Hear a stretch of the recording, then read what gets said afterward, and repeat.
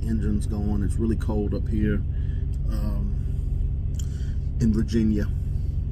I want to do this video on Genesis 28. There's some things in here I caught that I thought was interesting, okay? I didn't realize that Jacob actually got 2 blessings. So we know he deceived his father, and we know he got the blessing that was supposed to be for Esau. All right. Then later on in chapter 28, he gets another blessing. So he actually didn't have to steal the blessing from Esau, because he got his own blessing that was really good. Okay. So I want to read this, and I want you guys to, I hope you guys catch some of the things I caught in it, and we'll see. All right, so Genesis 28, starting in verse 1, it says, Then Isaac called Jacob and blessed him and charged him and said to him, You shall not take a wife from the daughters of Canaan. Arise, go to Padam Aram, to the house of Bethuel, your mother's father, and take a wife from there of the daughters of Laban, your mother's brother. May God Almighty bless you, and make you fruitful and multiply you, that you may be an assembly of peoples, and give you the blessing of Abraham, to you and your descendants with you, that you may inherit the land in which you are a stranger, which God gave to Abraham. All right, so I want you guys to see that he gets a second blessing, and this time he gets the blessing of Abraham. So his father realized that he is the carrier of the blessing of Abraham, just as Yah told his mother that he was, that the older was going to serve the younger.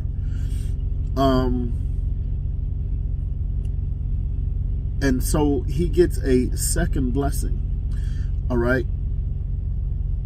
Another thing with this is Jacob hadn't messed up. Esau messed up by marrying 2 women of the Canaanites, and they became like a thorn in the side of his parents. Okay, so it became something that wasn't good at all.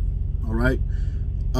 So because Jacob hadn't jumped out there and got married first, okay, well, let's back up for a second and let's look at Esau, because I want to share something with you guys about Esau.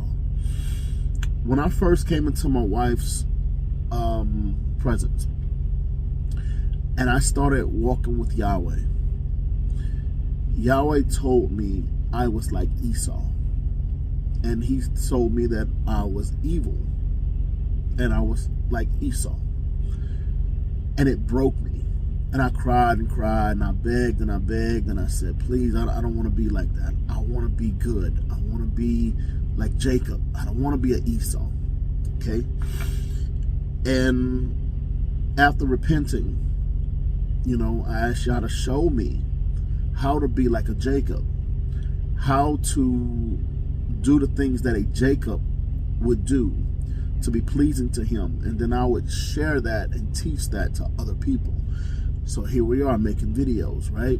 So I'm trying to hold on my end of the bargain, right? So with that, you'll see that Esau was making mistakes. Esau was a person of the field. He liked to be outside. He didn't like to be in the house. He didn't like to be cooped up. He liked to run wild, okay?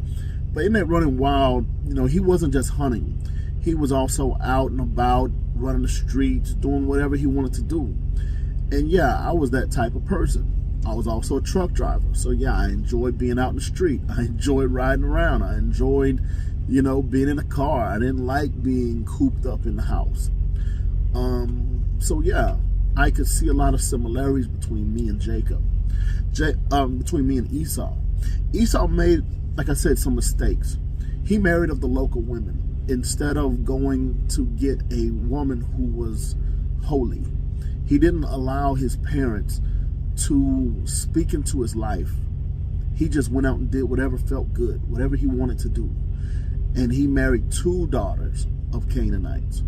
All right. So Jacob, coming up later, the parents didn't like it. And maybe the parents didn't tell Esau that they didn't like his wives. All right. Maybe they just dealt with it. Okay. But then here in the 28th chapter, we can see how Esau finally realizes, oh, shoot, I messed up. All right. So let's go to verse 5. It says, so Isaac sent Jacob away, and he went to Padam Aram to Laban, the son of Bethuel, the Syrian, the brother of Rebekah, the mother of Jacob and Esau. Okay. So we already know Abraham was considered a Hebrew. He was the first Hebrew. Everyone else around is going to be a different, they're not going to be Hebrews. All right, let's just be real. So Jacob's mother was a Syrian. All right. And so Jacob is also going to marry a Syrian. All right. But then that Syrian is going to become a Hebrew. All right. So that's another nod to people who say, you know, oh, you don't have to be a Hebrew. You know, you can marry someone else. Yes, but they are going to become Hebrews. They can't remain the way they were. And that's how you get an Esau spirit versus a Jacob spirit as well. You have these women who are local women who they don't care anything about the ways of Yahweh. And they don't want to change to be a Hebrew. You see, so the Canaanite women that Esau married, they had no interest in becoming a Hebrew. They wanted Esau to become a Canaanite. And that's kind of what he did. Okay? He did not bring the women into being a Hebrew. He went and acted as a Canaanite, defiling his Hebrew lineage. All right? And we're going to see right here in verse 6 how he tries to fix it. So in verse 6 it says, Esau saw that Isaac had blessed Jacob and sent him away to Padam Aram to take himself a wife from there, and that as he blessed him, he gave him a charge saying, you shall not take a wife from the daughters of Canaan. And that Jacob had obeyed his father and mother and had gone to Padam Aram. So, and so he said, and also, verse 8, also Esau saw that the daughters of Canaan did not please his father Isaac. So Esau went to Ishmael and took Mahalath, the daughter of Ishmael, Abraham's son, the sisters of Nabajoth, to be his wife, in addition to the wives he had. So Esau, what he did, he realized from hearing that, you know, of course, it's like a one-room house, you know, one-room tent type thing. So, of course, you're hearing everything that goes on. He realizes in that moment that his father was not happy with him marrying Canaanite women. But instead of him going with Jacob, he went to Ishmael and took a daughter of Ishmael. I want y'all to realize something. Had Esau repented, asked for forgiveness for marrying Canaanite women, even he could have also pushed away the Canaanite women, okay, and went with Jacob, he would have married Leah, and Jacob would have married Rachel. Got it? But he didn't. So actually, Yah had made provision for Esau and Jacob to have wives of their brethren. Okay, someone who was going to be obedient to Yah. And of course, we know Leah was a much better wife and much more loyal to Yah than Rachel was. So Esau would have come out on top had he went with Jacob and allowed Jacob to lead him. But instead, he didn't want to be like Jacob. He didn't want to be led by Jacob. He didn't want to follow behind Jacob. So he goes into the opposite. And this is what I want y'all to understand about an Esau spirit. An Esau spirit sees the problem, but always does the opposite of what a godly person would do. He still is operating in the world. He is still doing things that are of the world because that's comfortable for him. Okay? So I want you guys to understand that this difference between a Jacob spirit and an Esau spirit. All right? And what Esau did versus what he should have done. It's easy to see in hindsight. It's easy to look in the word and say, oh, Jacob should have did this. I mean, Esau should have did this and he would have been all right.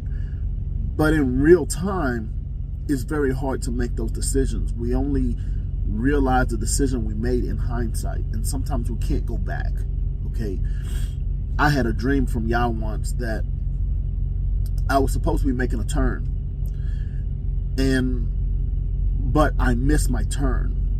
And I don't mean like missed it like big time. It's like I didn't slow my truck down enough to make the turn. And so I was still at the corner, but I was just slightly past it, and I stopped. And I tried to put the vehicle in reverse so I could go back up and then make the turn. But Yah said, you can't. You can't back up. You can only go forward. Once a decision is made, it's made. And you can't go forward. Once you mess up, you can't go backward. You can't take it back. You just have to go forward and deal with the detour.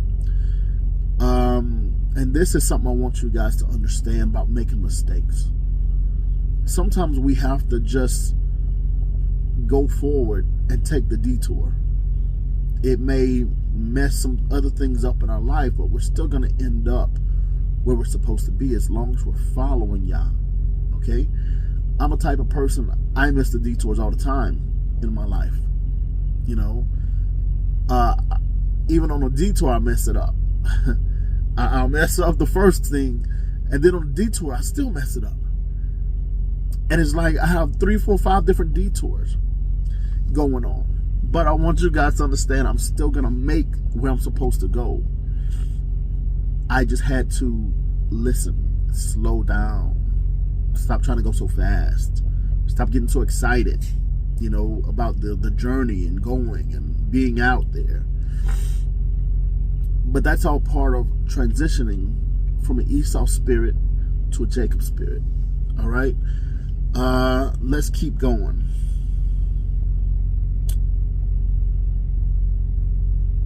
Okay, verse 10. Now Jacob went out from Beersheba and went toward Haran. So he came to a certain place and stayed there all night because the sun had set. And he took one of the stones of that place and put it at his head, and he lay down in that place to sleep. Then he dreamed, and behold, a ladder was set up on the earth, and its top reached to heaven. And there the angels of God were ascending and descending on it. And behold, the Lord stood above it and said, I am the Lord God of Abraham, your father, and the God of Isaac. The land on which you lie I will give to you and your descendants. Also your descendants shall be as the dust of the earth, and you shall spread abroad to the east and the west, to the north and the south. And in you and in your seed all the families of the earth shall be blessed. Behold, I am with you, and I will keep you wherever you go, and will bring you back to this land. For I will not leave you until I have done what I have spoken to you. All right. I want to show you guys something in this. This is a pattern. You see the same pattern in Jonah. All right. where you see also the same pattern in Paul. You see it in quite a few people. Okay, Samson did this pattern. David, all the great followers of Yah had this same pattern happen. They have a dream, and in that dream, Yah gives them the destination and tells them what's going to happen. Joseph also had this same type of thing. Yahweh gives them a destination and tells them where they're going to go in the end. He does not tell them what's going to happen on the way there. Okay, so you can look at the New Testament when the disciples were in the boat and they were going to the other side, and Yeshua was in the boat asleep, and the wind and the waves and everything was going crazy, and Yeshua was sleeping, and the disciples go to wake him up, and it's like, Master, we're dying. Don't you care that we're about to die? Look. And then he gets up and he says, oh, ye of little faith. And he rebukes the wind and the waves, and it's calm. And then they get to their destination. Yeshua and Yah may not calm the waves. You might just have to go through the crazy waves. Yah didn't tell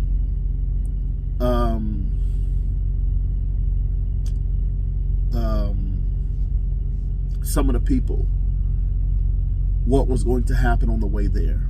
He just gave them the destination, and they had to have the faith that no matter what they went through, they were eventually going to get to the outcome that Yahweh wanted to happen anyway.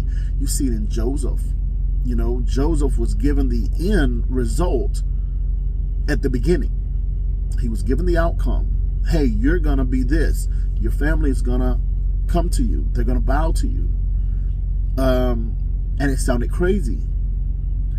And through all the things that happened to him in his life, that's exactly what happened.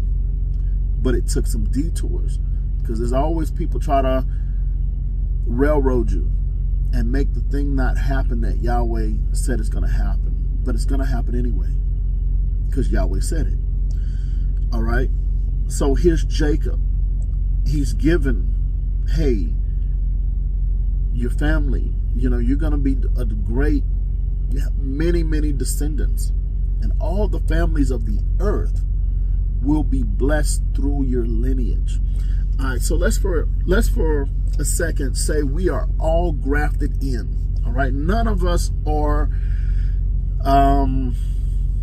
true descendants of Jacob, and this is where the Hebrew Israelite part comes in, as a descendant of Israel, Jacob. Okay, so let's say none of us are, and we're all grafted in. So now we become part of Jacob's family, and we make this true even in our generation right now. His descendants become a blessing to all the families of the whole earth. So now that we are all descendants, grafted in, descendants of Jacob, we have to act as Jacob. We have to think like a Jacob. We have to transform our ways from being everything else, the Esau's and the Laban's and the, you know, all these other people that we see. I was thinking about the king. All right, so I was thinking about Ahab, how Ahab kept making bad decisions, kept just allowing things to happen, and he wouldn't take hold of what Yah wanted him to do. If Ahab would have followed the prophet, he would have fixed, you know, a lot of things in his life, but he didn't, and it caused his destruction right along with Jezebel. Okay, so in this thing with Jacob and Esau, we can see how an Esau spirit, how a person with an Esau spirit, they just continue to cover a bad thing with another bad thing instead of humbling themselves, repenting of what they're doing, and following what Yahweh, the plan that Yahweh had. They follow their own plan. They create their own stuff, which is gonna constantly like be a negative thing in their life.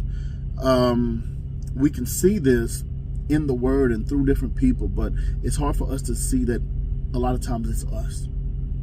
It's hard for us to see that we've been groomed to all be Esau's. There's a lot of people that think they're Jacob's, but they're really Esau's.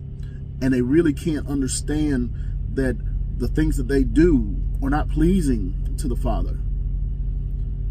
And all they have to do is repent and copy what the righteous people are doing, even if you're not naturally a righteous person. Example, oh goodness, what was her name? Boaz and Ruth. Okay, you have Ruth, who was not a Hebrew.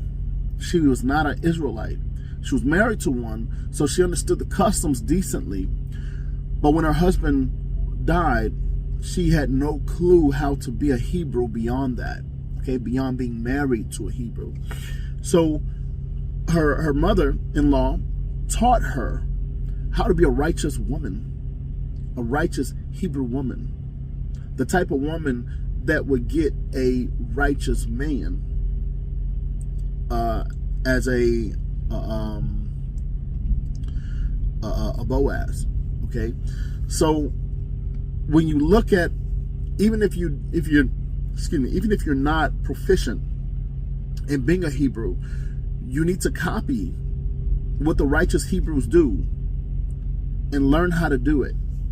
Okay, and that will take you out of the realm of a Esau and put you into the realm of a Jacob.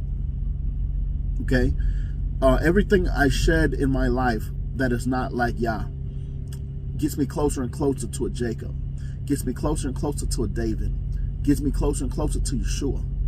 All right, to acting like they would act. Jacob started off being a trickster, being someone who was sly, who knew the ways, how to get what he wanted, how to take what he wanted, all that kind of stuff. Okay, but then in the end, he learns how to trust and rely on Yahweh for his everything. All right, even as he was learning, he was still a trickster.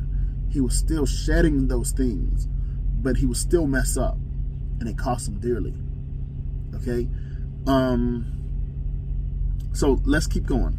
All right, 16. Then Jacob awoke from his sleep and said, surely the Lord is in this place, and I did not know it. That's interesting, because we could be in Yahweh's presence, in the place he wants us to be, and we don't know it unless he tells us. Jacob could have just kept on going if Yah didn't speak up, and he would have never known these things, that he was in the place that Yah wanted him to be. He was in Bethel, where he named it Bethel. He was where the presence of Yahweh was, and had no clue. All right. 17.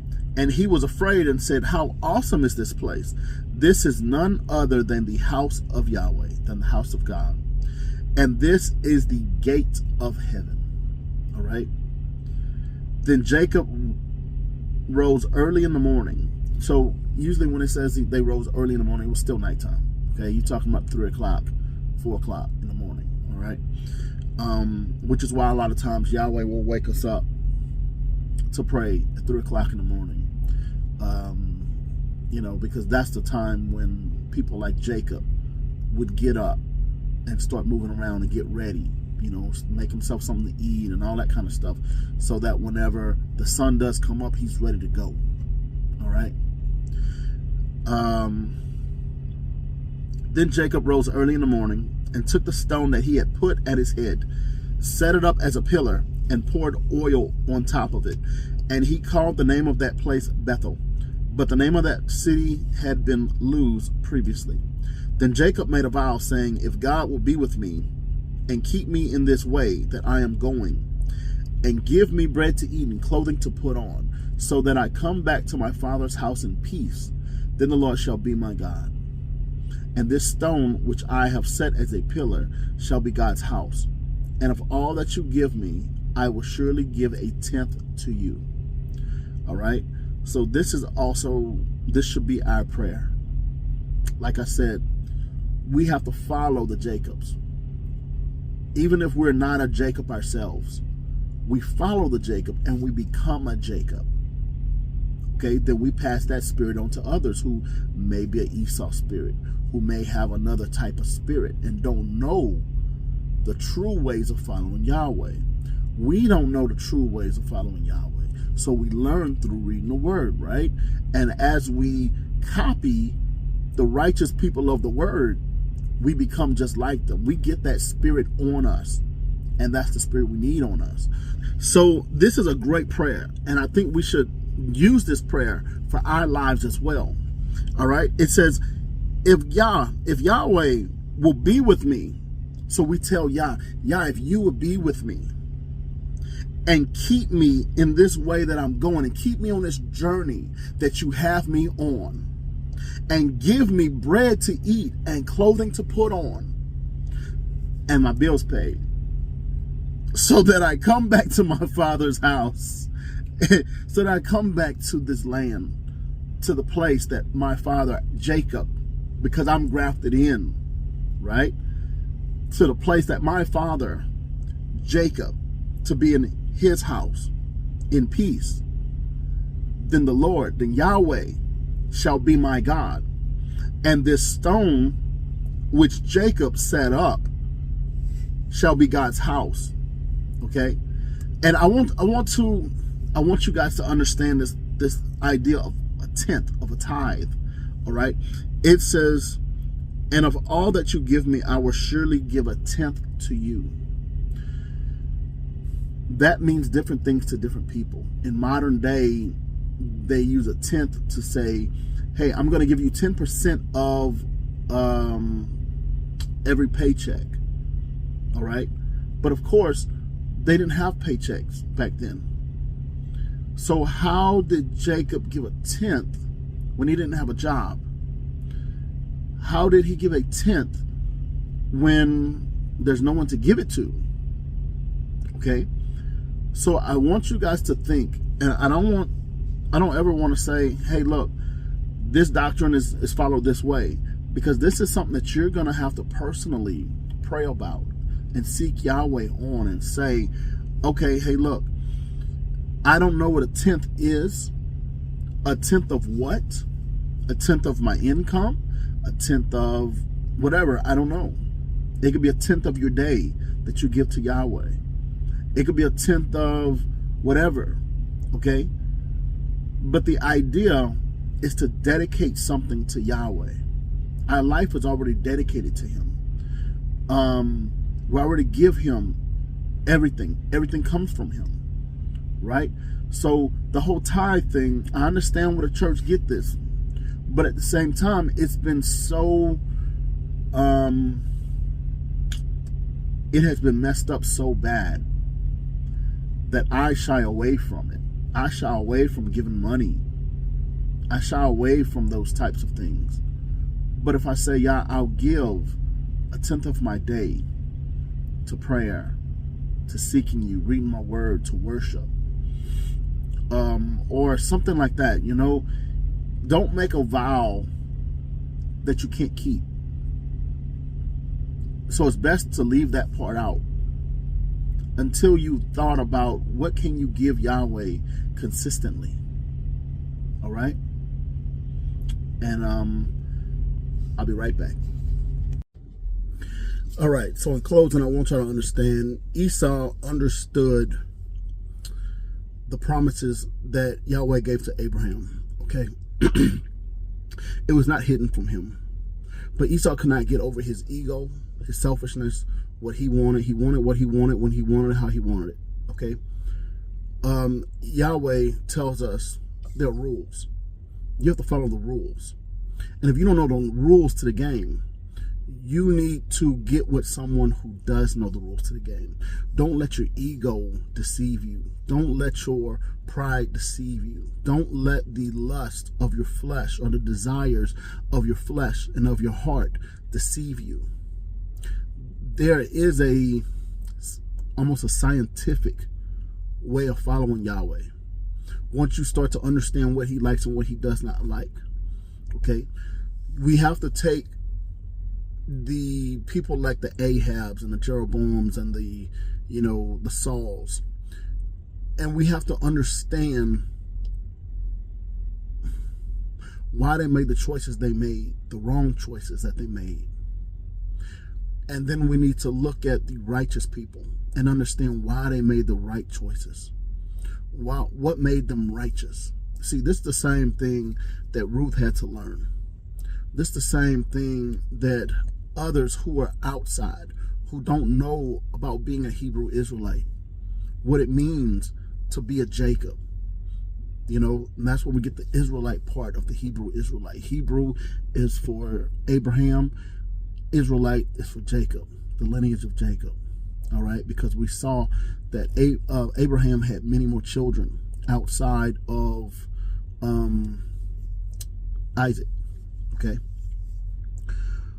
we don't want to be an Ishmael, even though it came from Abraham. They went a different way.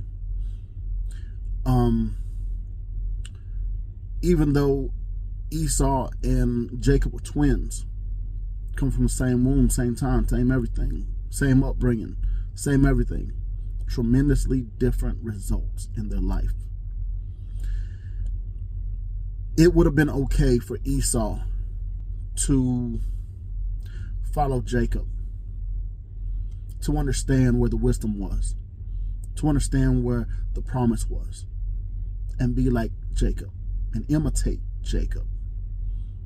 There are lots of godly people in the Bible who didn't know how to follow Yah. So what did they do? They had to go and find a prophet. They had to go and find someone who followed Yahweh. Ask them, hey, what's the best thing to do? How do we do this thing? In this day and age, we have the whole Bible. We have all the wisdom. We see Solomon, how he ruined his life. And then in the end, he got it right.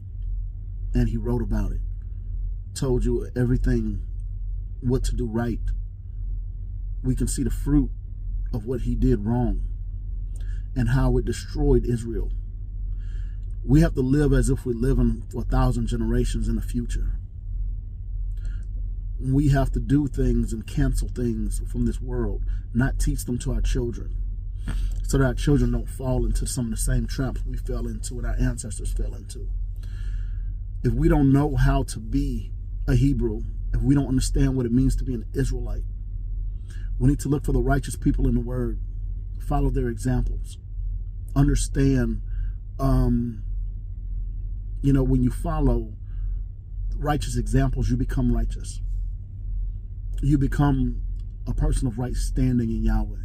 Everyone likes to scream, Jesus, Jesus, without understanding what Yeshua was actually telling you to do, how he was showing you how to live. Don't be like the hypocrites. Don't be like the religious people. Don't be like this. Don't be like that. Do this, do that. But a lot of people miss it, and they become exactly the thing that Yeshua said don't become, because they all have an Esau spirit. Most of us have an Esau spirit. We're taught how to be an Esau from birth. Social media, television, radio, newspaper, all those things taught us how to be an Esau, how to be someone who wants what they want, who doesn't care about the future. Just think about the right now, live for right now. When in fact, we should be living for the future. Not just our future, but 1,000 years in the future for our children and our generations after us. All right? The things we plan today are the things we're going to give to our children. The businesses we open today, hopefully, they're the businesses we give our children to inherit. Okay? The cars, the homes, the land, it's all stuff that we gain. But we're not just gaining it for ourselves, we're gaining it for our children. I have a lot of ideas of how we can be a nation that a nation within a nation, that we influence everything within our nation just by being who we are, just by not being greedy, not being selfish, but being who Yahweh called us to be and understanding what we're given and how we want to guide the future generations. Okay. But with that, I just want to say thank y'all for watching this video. I hope you got something from it. May y'all continue to expand our understandings of his word, how he wants us to be as we follow him. In Yeshua's name. All right. See you on the next video. Have a great one.